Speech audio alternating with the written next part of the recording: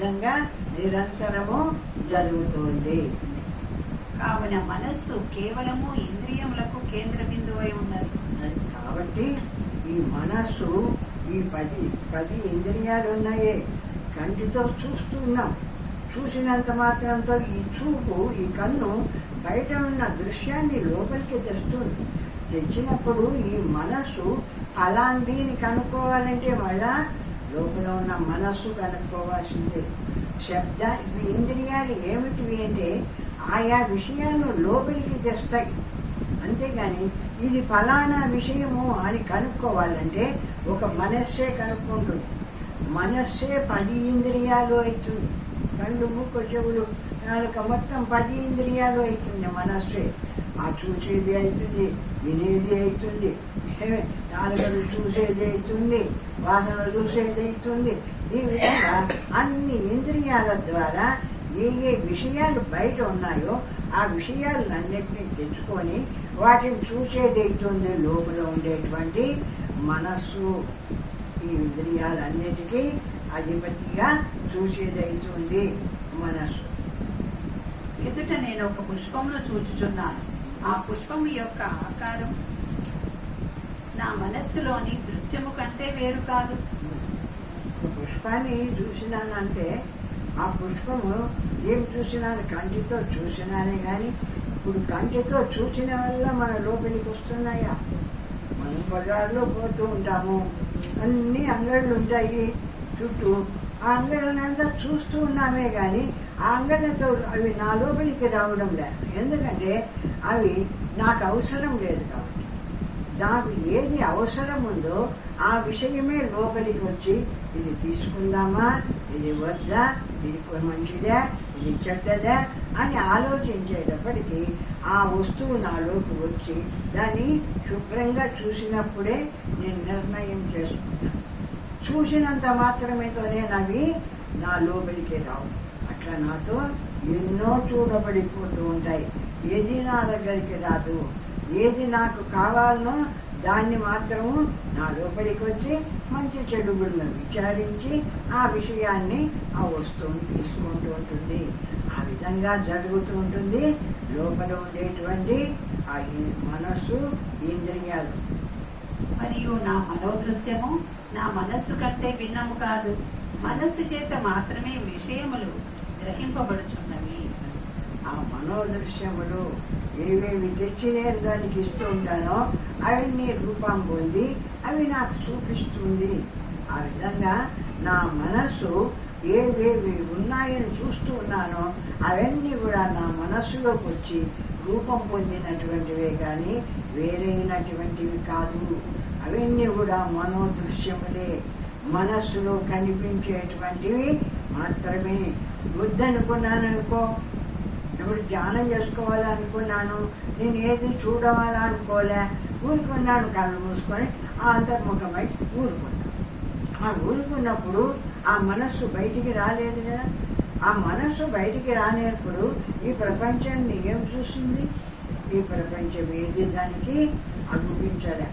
బయటికి వచ్చి ఇంద్రియాల ద్వారా బయటికి వచ్చి చూడవలసిన వాటిని చూసి తెచ్చుకుంటుంది, వినవలసిన వాటిని విని లోపలికి తెచ్చుకుంటుంది. అట్లా అన్ని ఇంద్రియాల ద్వారా ఏ పని తనకు అవసరమో దాన్ని లోపలికి తెచ్చుకొని అనుభవిస్తూ ఉంటుంది ఈ శరీరం.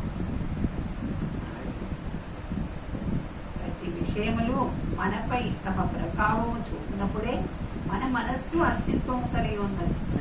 ఆ విషయాలు ఏవైనా చూస్తూనే అవి నాలోకి రావు కాబట్టి నా మనస్సు మీద ప్రభావం చూపి లోపలికి వచ్చి నా మనస్సు ఆకారం చెందినప్పుడే నేను అది మంచి చెడు అని ఆలోచించి ఇది నాకు కావాలా, ఇది నేను వద్దు అని ఆ విధంగా నిర్ణయాలు చేస్తూ ఉంటా. ఎందుకు ఇదంతా చెప్తున్నారు, ఏమీ మనకంతా తెలియదా అని మీరు అనుకోవచ్చు. కానీ ఇది అంతా కూడా ఇట్లా జరుగుతూ ఉన్నది అనే విషయం తెలిసినప్పుడు ఇది కాని విషయం బ్రహ్మత్వం ఎలాగా చెప్పినప్పుడు ఎందుకు ఈ అజ్ఞానమయ అవిద్యలతో కూడిన ప్రపంచాన్ని అంతా వర్ణిస్తావు అని అడుగుతావు. నువ్వు చెప్పవలసింది బ్రహ్మత్వాన్ని గురించి కదా. ఆ బ్రహ్మత్వం చెప్పకుండా ఈ అవిద్యను గురించి, అజ్ఞానాన్ని గురించి ఎందుకు వర్ణిస్తావు అని అడిగితే అంటే అవును ఇది ఇంకో మునిగిపోయినారు కదా కొంతకాలంగా, దీన్ని విడిపించవాలంటే దీని యొక్క చెడుని గురించి చెప్పవాలన్నీ. ఇది ఇట్లా ఇట్లా ఉంది, దీనివల్ల ఇట్లా అవుతున్నావు, నువ్వు ఇట్లా అవుతున్నావని నీకు చెప్పినప్పుడు ఎప్పుడైతే అది తెలుసుకొని దాన్ని విడిచి ఇదో ఈ జ్ఞాన స్వరూపుడు నీవు, ఈ పరమాత్మ స్వరూపుడు నీవు ఈ విధంగా ఉన్నావని ఆ బ్రహ్మత్వాన్ని గురించి చెప్పినప్పుడు ఆ బ్రహ్మమై నిలిచి ఇదంతా నాకొద్దు, నేను బ్రహ్మస్వరూపము అని అప్పుడు ఆ బ్రహ్మత్వంలో నిలవగలుగుతాడు. ఊరికే బ్రహ్మత్వమే ముందు చెప్తే వీళ్ళు ఇవి దాగి ఉంటాయి ఈ సంస్కారాలు, వాటిని చూసిన వాళ్ళు కదా, ఆ చూసిన సంస్కారాలంతా దాగి ఉంటాయి. ఆ దాగి ఉండడం వల్ల ఆ సంస్కారాలు మళ్ళీ అక్కడికి వచ్చి అడ్డపడతాయి. ఇప్పుడు తెలుసుకుంటే వీటి యొక్క అజ్ఞానాన్ని, అవిద్యను, వీటి యొక్క దుఃఖాన్ని అన్ని బాగా విచారణ చేసి తెలుసుకుంటే ఈ అజ్ఞానం విషయాన్ని మొత్తం వదిలేస్తాడు, హాయిగా బ్రహ్మమాత్రంగా నిలుస్తాడు. అప్పుడు వాటి యందు ఉండేటువంటి గౌరవం పొందవాలన్నది అది వదిలేస్తాడు. అది వదిలేసి నిరాకారమైన బ్రహ్మమై నిలుస్తాడు. ఆ బ్రహ్మత్వం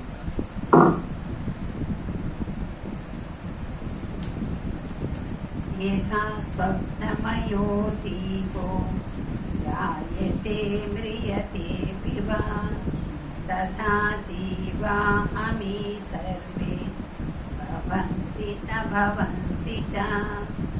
యథా మాయామయో జీవో జాయతే మ్రియతే చ తథా జీవా అమి సర్వే భవంతి న భవంతి చ.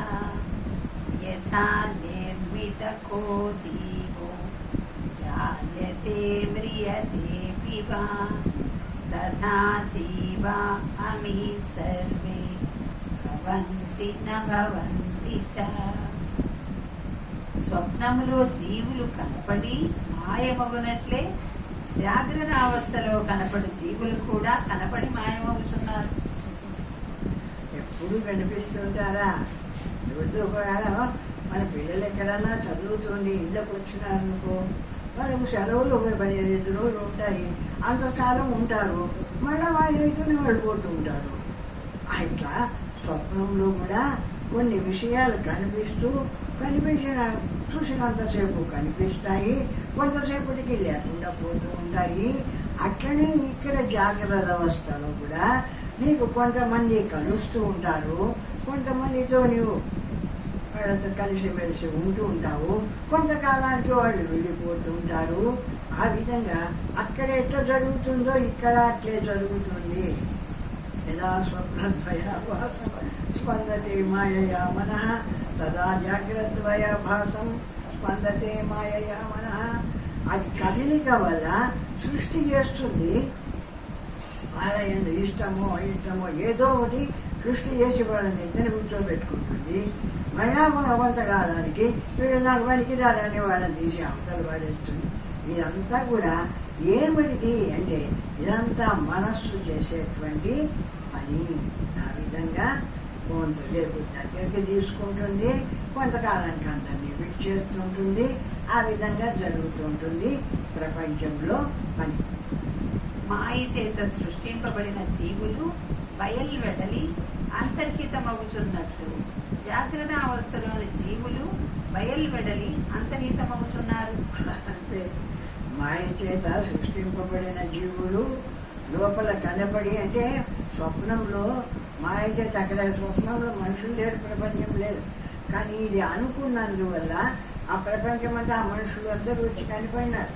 అయితే అట్లే నిలబడుతున్నారా అంటే స్వప్నం పోతూనే అది పోతుంది, వాళ్ళు పోతున్నారు. ఆ విధంగానే ఇక్కడ కూడా జాగ్రత్తలో కూడా మనం కొంతమందిని వీళ్ళు అని కలుస్తూ ఉంటాము, అంతమందితో ఉన్నప్పుడు మాట్లాడుతూ ఉంటాము. కొంతకాలం అయినాక వాళ్ళని విడిచిపెట్టేసేసి మనంతకు మనం ఉంటూ ఉంటాము. చుట్టాలంతా పెళ్లికి వచ్చినారు, పెళ్లి అయినంత వరకు మన సందడి వాళ్ళందరూ ఉన్నారు, అయిపోయింది, ఎవరంతకు వాళ్ళు పోయినారు, మళ్ళీ మనమే ఉన్నాము. ఆ విధంగా ఈ జాగ్రత్తలో కూడా ఈ ప్రపంచ విషయంలో కూడా కొంతకాలం అందరూ కలుస్తూ ఉంటారు, కొంతకాలం నిలబడుతూ ఉంటారు, కొంతకాలానికి ఎక్కడ వాళ్ళు అక్కడ పోతూ ఉంటారు. ఆ విధంగా జరుగుతూ ఉంటుంది ఈ జాగ్రత్త ప్రపంచం కూడా అంటారు. చేతితో నిర్మింపబడిన నకిలీ జీవులు కనబడి అంతర్ధానం నందునట్లే జాగ్రత్త అవస్థలోని జీవులు కూడా కనబడి మరుగున పడుతున్నారు. ఆ లోపలికి వచ్చి ఆ జాగ్రత్తలో ఉన్నంత వరకు వాళ్ళు వీళ్ళు కనిపిస్తారు. స్వప్నం నిద్రలో పోయిన వాళ్ళు కూడా కనపడకుండా పోతారు, లేదు వచ్చిన వాళ్ళు ఊళ్ళకి పోయినారు కనపడకుండా పోతారు. ఆ విధంగా ఏవేవి మనస్సులోకి స్వప్నంలోకి వచ్చి కొంతసేపు కనపడి కొంతసేపటికే కలబోతూనే పోయినట్టు ఇప్పుడు కూడా ఈ జాగ్రత్త అవస్థలో కూడా వచ్చిన వాళ్ళంతా కొంతకాలం ఉంటూ ఉంటారు, కొంతకాలానికి ఎక్కడ వాళ్ళు అక్కడ పోతూ ఉంటారు. ఆ విధంగా జరుగుతూ ఉంటుంది ఈ ప్రపంచం యొక్క స్థితి అని. ఇదంతా మార్పు యొక్క క్రమము, జనన మరణ సిద్ధాంతము నటించు భ్రాంతి నాటకం. ఇది ఏమిటిది అంటే జనన మరణ సిద్ధాంతం అంటే ఇది ఈ సంస్కారాలు ఎత్తుకొని మళ్ళా పుడుతూ ఉంటాడు, మళ్ళా జన్మిస్తూ ఉంటాడు, మళ్ళా కొంతకాలానికి అయిపోతూనే నశించిపోతూ ఉంటాడు. ఈ విధంగా ఈ ప్రపంచం అంతా కూడా ఈ జనన మరణాలతో ఎట్లా ఆడుతుంది అంటే ఈ విధంగానే ఆడుతుంది. ఆ కార్యక్రమం అంతా ఉన్నట్టు కనిపిస్తూ ఉంటుంది, అంతా ఉన్నట్టే అనుకుంటాడు, అసలు ఎవరికి అది లేకుండా పోతూ ఉంటుంది. ఈ విధంగా ఈ ప్రపంచ విషయం కూడా అట్లనే జరుగుతుంది అంటారు. ఈ దృశ్యాదృశ్యములన్నీ స్వప్నములో గాని ఇంద్రజాలంలో కాని జాగ్రత్త అవస్థలో గాని సమముగానే ఉన్నవి. ఈ స్వప్నంలో ఆ విధంగానే ఉన్నాయి, కనిపిస్తూ లేకుండా పోతున్నాయి. జాగ్రత్త అవస్థలో ఇప్పుడు జాగ్రత్త అవస్థలోనే నిద్రపోతేవి కనపడకుండా పోతూ ఉన్నాయి. ఇంకా ఇంద్రజాలికుడు వాడు పనులన్నీ చేసి అన్ని ఏవేవో ఉన్నట్టు చూపించి లాస్ట్కి ఏం లేకుండా పోతున్నాయి. ఆ విధంగా జరుగుతుంది ఈ ప్రపంచంలో విషయం కూడా అంటారు. నకశ్చిచ్ఛాయతే జీవః సంభవోస్య న విద్యతే ఏతదుత్తమం సత్యం యత్ర కించిన్న జాయతే. ఎట్టి జీవుడును ఎప్పుడునూ జన్మించలేదు, అట్టి జన్మకు ఎట్టి కారణమునూ లేదు, ఎప్పుడునూ ఏదియూ జన్మించలేదనుటే ఉత్తమ సత్యమై ఉన్నది. ఏ జీవుడు పుట్టడం లేదు, ఉండడం లేదు, పోవడం లేదు. కాబట్టి వాస్తవం ఏమిటంటే ఎవరు పుట్టనులే, ఉండనులే, పోవనులే, ఉన్నదంతా బ్రహ్మమే. అంటే అది అట్లా చెప్తుందంటే మనం అంతా చూస్తున్నాం కదా, మనకు ఒక ఆశ్చర్యం కలగవచ్చు. ఎంతసేపు చూస్తూ ఉన్నాం. సరే, ఈ పుట్టిన మనమంతా ఇంకొక 100 ఏళ్ళకు ఉంటామా అంటే మనం ఎవరం లేకుండా పోతాం. అంతే కదా, ఎప్పటికీ ఎవరు ఉండరు కదా. మరి ఇంకా కొందరు మన పిల్లలు వాళ్ళు పెద్ద అవుతారు, వాళ్ళు కొంతకాలం ఉంటుంటారు, వాళ్ళ బిడ్డలు ఉన్నారు అనుకుంటూ ఉంటారు, అంతలోనే వాళ్ళు కూడా పోతుంటారు. అట్లా ఎంతసేపు ఉన్న ఈ ప్రపంచంలో ఈ మనుషులమైన మనమంతా కూడా పుడుతూ ఉన్నట్టు, ఉంటూ ఉన్నట్టు, నశిస్తూ ఉన్నట్టు ఇవన్నీ కనిపిస్తున్నాయి. ఇవన్నీ తాత్కాలికంగా కొంతసేపు కనిపించేటివే, వాస్తవమైనటివి కాదు. ఉన్నట్టు కనిపించడము, మన వాళ్ళు అనిపించడము, కొంతకాలం ఉండడం, కొంతకాలానికి పోతాం, ఇవంతా కూడా జరుగుతుంది. అంటే ఒక నాటకం జరిగినట్టు జరుగుతుందే కానీ వాస్తవమైనది కాదు. వాస్తవమైనదైతే ఎప్పటికీ ఉండిండు, అట్లా ఎప్పటికీ ఉండడం లేదు. ఎంత గొప్పవాళ్ళైనా ఒక 100 ఏళ్ళు బతికారు, 120 ఏళ్ళు బతికిన వాళ్ళు ఉన్నారంటే అప్పుడైనా పోతారు కదా, ఎప్పటికైనా పోవాల్సి వస్తుంది కదా. అట్లా ఎంతమంది మనుషులు మన వాళ్ళే, ఎంతమంది మనకు తెలిసిన మన పెద్దవాళ్ళంతా వాళ్ళు ఉండగా మనం ఏమేం పనులు చేసినాము, వాళ్ళతో వ్యవహారం చేసినాము. అప్పటికి వాళ్ళు ఉండడమేమో మనకు సత్యమే కదా. అప్పుడేమన్నా పోయేవాళ్ళు అనుకున్నామా? అనుకోలే. వాళ్ళు ఎప్పటికీ ఉండేవాళ్ళు కానీ భావించినాం. కానీ వాళ్ళు కొంతకాలానికి వాళ్ళు లేకుండా పోయినారు.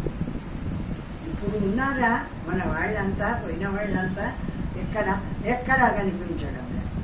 కాబట్టి ఈ జీవులందరూ కూడా నటశ్చిత్యాయతే జీవ సంభవస్యన విద్యుతే, వీళ్ళు పుట్టినారనుకోవడము, ఉన్నారనుకోవడము, ఇదంతా కూడా అజ్ఞానం. కొంతకాలం కనిపించే లేకుండా పోయేటువంటిది. కాబట్టి ఏ జీవుడు పుట్టను లేదు, ఉండను లేదు, పోను లేదు. ఇది ఆ సిద్ధాంతం సజాతవాదం. కాబట్టి అంటే ఒకటే తీర్మానం చేసినాడు. అంటే ఉండి ఉన్నాం. ఒకడు పుడుతూనే వాడు 70 ఏళ్ళు, 80 ఏళ్ళు, 90 ఏళ్ళు నాటి వాళ్ళు 90 ఏళ్ళు వచ్చే వాళ్ళు ఉంటారు. అట్లా ఉంటుంటారు, లేకుండా పోతుంటారు. కొందరు ఇంకా చిన్నతనంలో పోయేవాళ్ళు ఉంటారు. వాళ్ళు ఉండలేం, తప్పు లేదా? పోవడం వాస్తవం కదా. అంటే ఉండినారు, పోయినారు, అది వాస్తవం కాదు కదా, ఎప్పటికీ ఉండలేదు కదా. కాబట్టి ఏ జీవుడైనా సరే పుట్టడము అనేది వాస్తవమైంది కాదు. ఎప్పటికీ ఉండేవాళ్ళు కారు. ఉన్నట్టు కనిపిస్తారు కొంతకాలం ఉన్నట్టు కనిపించి కొంతకాలానికి కనపడకుండా పోయేటువంటి వాళ్ళే. అటువంటిదే ఈ జగత్తంతా కూడా. జగత్తులో ఉండేటువంటి వాళ్ళంతా కూడా మహామహనీయులంతా, రాజులు కూడా ఉండినారు, పుట్టినారు, ఉండినారు. వాళ్ళ కాలం అంతా ఈ కాలం ఏలినారు, వాళ్ళు పోయినారు, ఇప్పుడు లేరు కదా. అట్లా ఏ జీవుడైనా పుట్టినాడు, ఉన్నాడు, ఈ పని చేస్తున్నాడు అంటే అదంతా కూడా అసత్యం. వాడు పుట్టను లేదు, ఉండను లేదు, పోను లేదు. ఏమి ఉన్నదంతా ఒకటే బ్రహ్మస్వరూపం. ఏమిది? ఈ జ్ఞానస్వరూపం ఉంది చూడు, ఈ చైతన్యమైన జ్ఞానస్వరూపం ఉంది. అది సర్వవ్యాపకంగా నిండుకోనుంది. జ్ఞానస్వరూపము ఈ వాయువు, ఆకాశం ఎట్లా సర్వవ్యాపకంగా నిండుకుందో అట్లా సర్వవ్యాపకంగా ఆ బ్రహ్మస్వరూపమైన ఆ జ్ఞానస్వరూపం నిండుకోంది. ఆ జ్ఞానస్వరూపంలోకే ప్రతి జీవుడు, ప్రతి దేహము వస్తుంది. ఆ జ్ఞానాన్ని వాడుకుంటుంది. ఆ జ్ఞానం అయితేనే ఆ జీవుడు పారిపోతున్నాడు. ఆ జ్ఞానం ఇక్కడే పడి ఉంటుంది.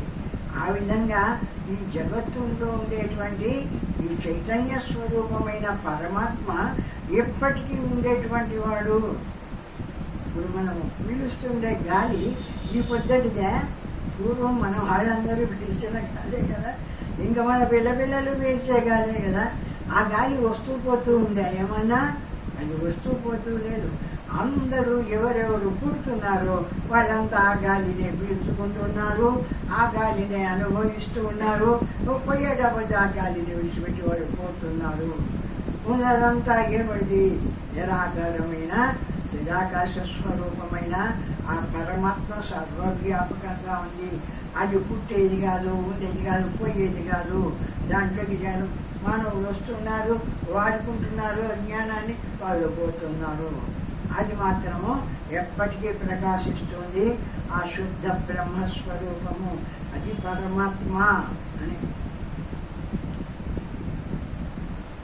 విద్యార్థిగా బాగుగా సరైన పద్ధతిలో గ్రహించుటకై అపరిచితమైన ఆ పరమాత్మ తత్వమును స్థాపించునట్టి ఉపదేశ గ్రంథములో ఈ శ్లోకము మళ్ళీ రెండవసారి చెప్పడం. పునరుక్తి